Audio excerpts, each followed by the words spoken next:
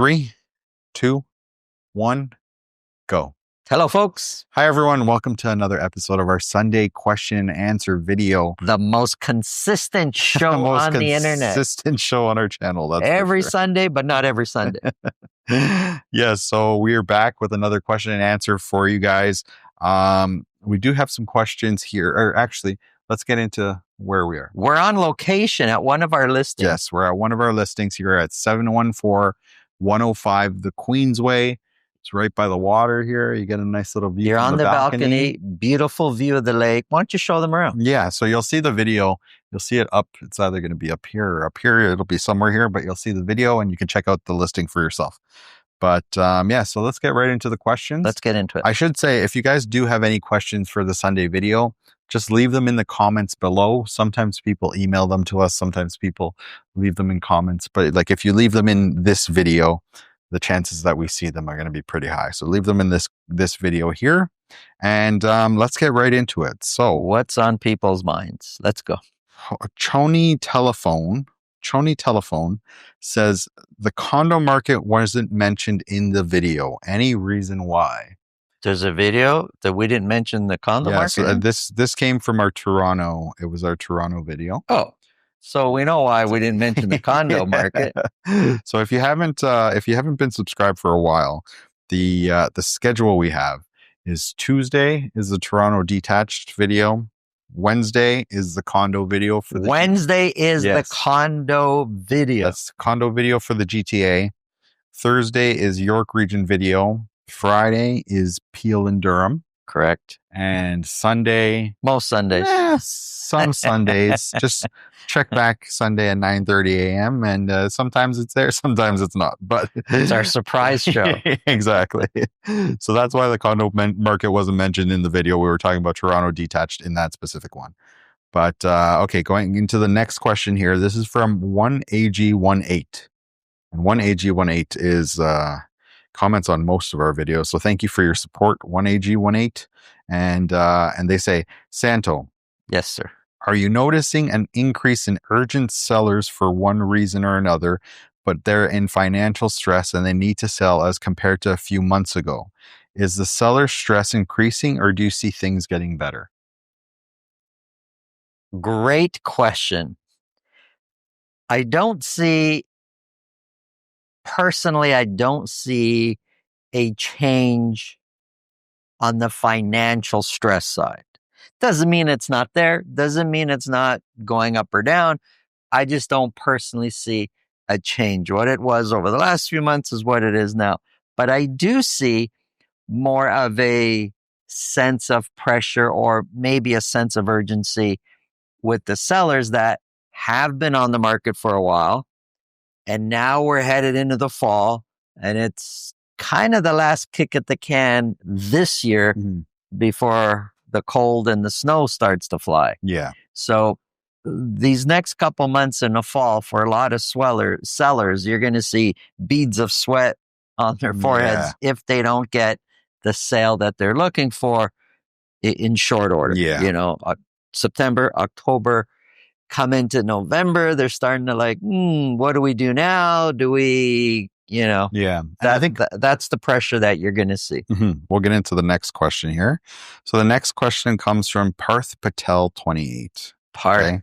And this is a video that we did a couple weeks back, but it was the video where basically the seller of the property, the buyer couldn't close and it triggered a chain reaction. The chain reaction with like 3-4 other transactions.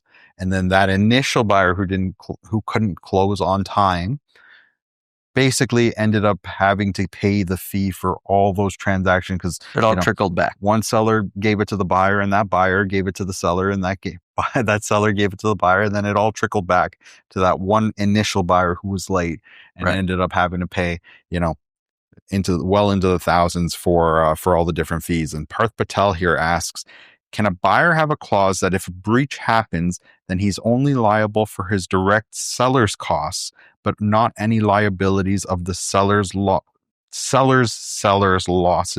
and so on? I think that's I get what he's trying to say, or trying to do. Look, you could put in any clause you want. You got two obstacles in this situation, I believe. One obstacle is the seller accepting that type of a clause. Yeah. And the other obstacle is what you're asking for goes well beyond the realm of that agreement, right? It's beyond the seller's control, all these other things that happen. Yeah. So, and then that would mean that the seller is going to take the liability for all those other transactions because the buyer can't close, right? And so what seller is going to agree to that, right? Right. So I don't think that'll fly. I think if we were ever to receive an offer where it's included in there where a seller or the buyer will not want to take responsibility for their delayed closing affecting they're almost foreshadowing I think what to expect on closing day. I don't know if that's going to make it to an accepted offer, but listen, we want to close, but if we don't, so okay, that's the answer there. So yes, next comment here comes from Gertrude 12345. Hello, Gertrude. And Gertrude says more listings are coming back on the market every day. They were just terminated, so prices will continue to go down. Who is buying exactly these days? That's such an open question, Gertrude. Look, no matter what, absolutely no matter what the economy and market and world is doing, there's always people that are outgrowing their current home and need a home. There's always people that are moving for work and need a place and need a home. There's always people looking for opportunities that are, say, investors looking to buy and increase their real estate portfolios. There's always people getting married to want to move out of mom and dad's house into their own and they don't want to rent. So no matter what, there's always going to be at all sorts of different types of buyers looking to buy for whatever personal reasons. Now, when you start talking about interest rates, economy, market, there's markets where more people buy than other markets, but there's always people buying and selling. There's multi-million-dollar homes selling and there's $500,000 condos selling. You know, there's first-time home buyers. A big part of the buying segment, though, are first-time home buyers.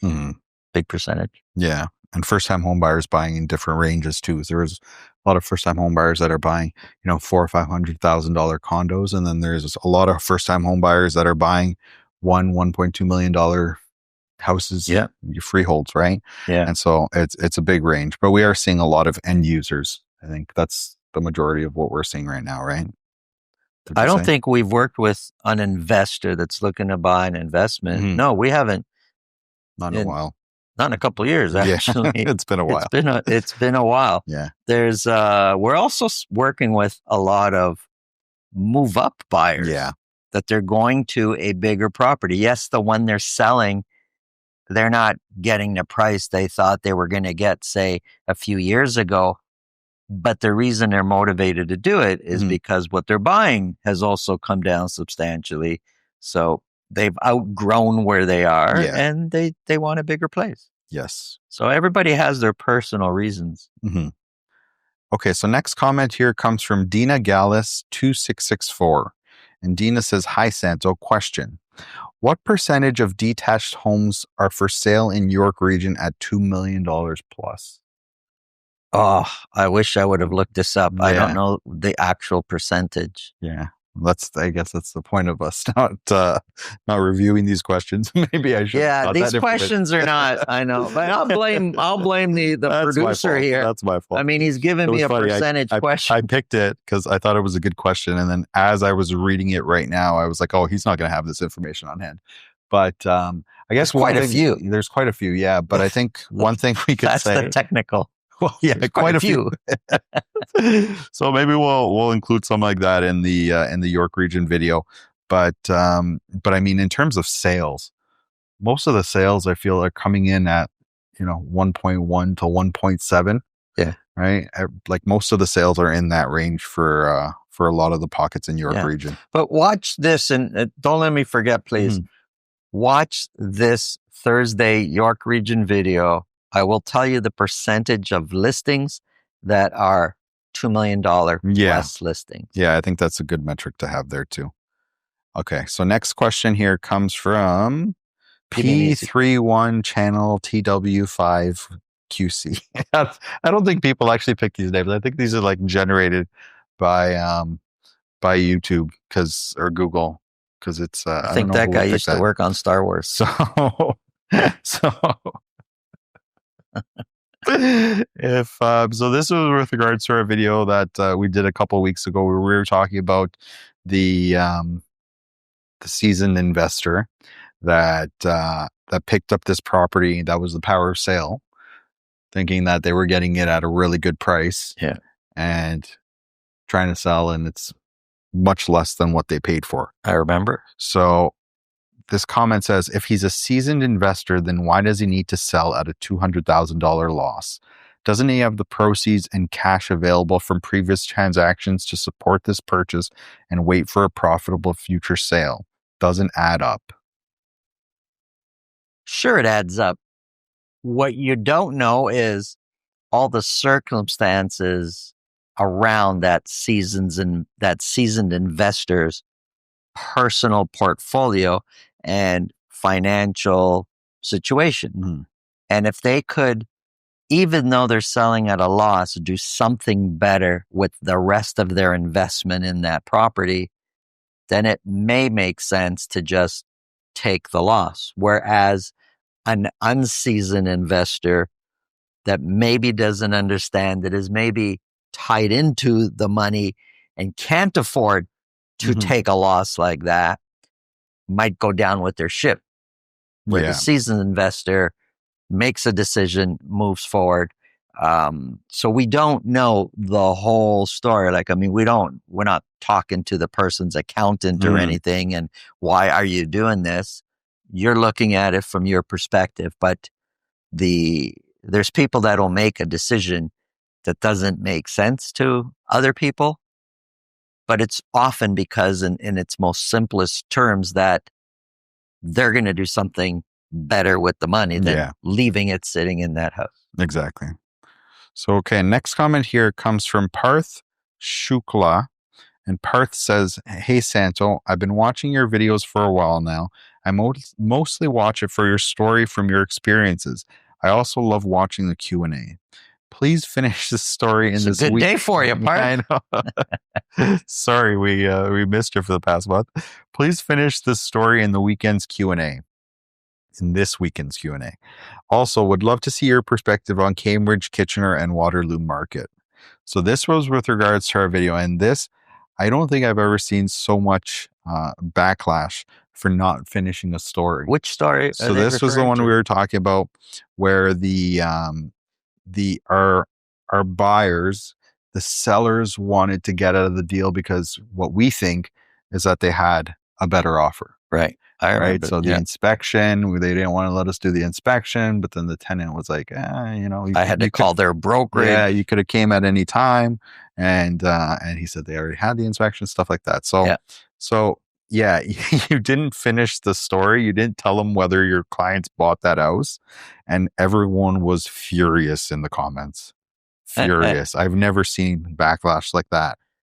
I didn't finish the story there because the ending had nothing to do with really the point I was trying to make. But they were very upset. I'll tell you that right now. So if I don't tell them the ending now, they're going to be even more upset. Probably because I brought it up. Then you're not going to end it. In the entertainment world, that's called drama. It's drama. Oh boy. But yeah, no. So yeah, they ended up buying the property. I was still avoiding. I know. Telling him I could tell. So yeah, they ended up getting the property, and everything worked out. They were just being a little bit difficult. So, okay. Next comment here comes from Amanda Camo Creates. Hello, Amanda. And Amanda says, I would love to see a video framed from the perspective of an agent working towards first home buyer dreams and not current sellers' woe. I've been waiting my whole life to buy and I'm not unhappy prices are going down. Too many unhoused and homeless individuals and families. Failure to launch on the city scale. The lower it goes, the more likely I can finally get my own place. Right now, seeking a rent and hoping by the time the landlord lists, I'll be in a good place to make the first offer. So, this comment I found interesting because Amanda wants a video from the perspective of an agent working for first time home buyers and not sellers' woes. But what I can tell you from all the clients that we deal with, and like a lot of the people that we speak to that, reach out from these videos, is the sellers' woes are the the catalyst for them being first time home buyers, right? And so the seller's woes may not seem so um, it's directly linked to a buyer, right? And that's kind of the point. So like if we're talking about, I don't know, like let's say the power of sale video that we just mentioned in the other comment, right? So this investor thought he was getting a good deal because he was buying it for less than what it was listed at, and what it was listed at was already a good price. So he was buying it for less than that, and he thought that was a good deal. And time proved that to be wrong. Yeah, but like a that buyer that's advice, took advantage of that later, right? That's exactly it. Someone's going to take advantage of that when that sale goes through, but that's advice for a buyer as well, right? So like the whole timing thing, right? Because there's a lot of first time home buyers that think that they're the smartest ones, right? And they've been studying the market for years. They've been watching everything, and they know exactly when it's going to work. But those are so the whole point. I think in a lot of the stories that we tell, like there's the direct advice that we give to buyers and sellers and things to look out for and stuff like that. There's the very direct advice, but then there's the lessons that you can kind of pick from the experiences that we talk about that give you a pretty good idea of how to navigate through a transaction. What does it mean for you? Yeah, you may not be a seller, you may be a buyer. What does it mean for you? Mm-hmm. But I think if you watch enough of our videos, you'll see that sometimes we're telling the story from a seller's perspective. Sometimes we're telling it from a buyer's perspective.